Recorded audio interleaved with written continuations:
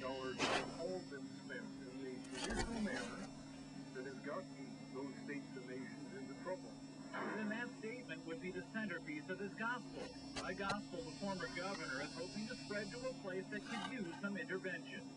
Seemingly to do an awful lot to create an entirely different attitude among folks who in the past have seen the benefits of their oil go to a select few at the top. Governor Hammond says an Alaskan-style permanent fund program, complete with annual dividend checks, would help quell some of the violence plaguing Iraq these days. According to the governor, it would entice the Iraqi people to take a stand against terrorism. If they perceived it as our pipeline, if the majority of people recognized that every time they interrupted oil flow, it was money out of their individual pockets, there'd be a resistance to the type of thing that is occurring over there today. Governor Hammond is putting his proposal in the form of a half-hour TV program that's scheduled to air in Alaska. But this isn't the first time that he's pitched the idea. The seed was first planted with Senator Ted Stevens. Senator Stevens wrote me back and said he had discussed it with President Bush, who was very much interested. He said, in essence, stay tuned. Up to the Iraqi people to decide how they will use the wealth that they have in oil.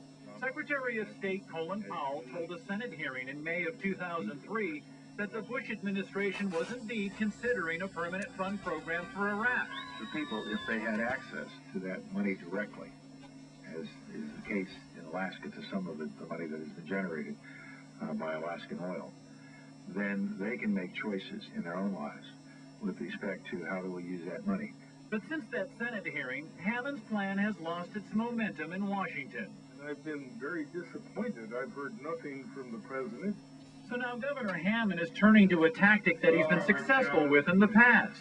He's taking his case directly to the people. But I think if it were to be adopted, it's a one... To Governor Hammond, creating a different attitude could help the U.S. finally win the peace in Iraq.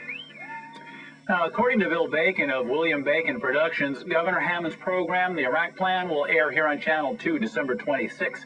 It'll also air on cable station Channel 10 several times next month.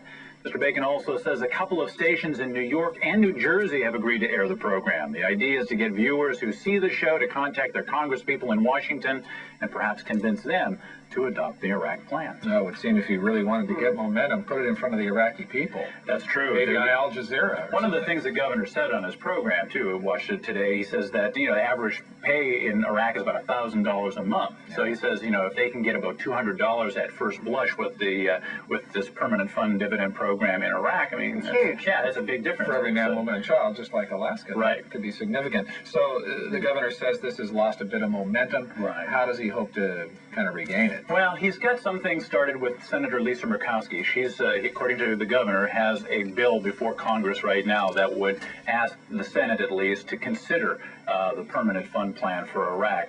He also says he's getting a lot of support still from Senator Ted Stevens. So he's hoping that this, between the TV program and the Alaska's congressional delegation, that he can get some steam going once again in Washington, D.C. All right. Interesting plan. Thanks, Steve.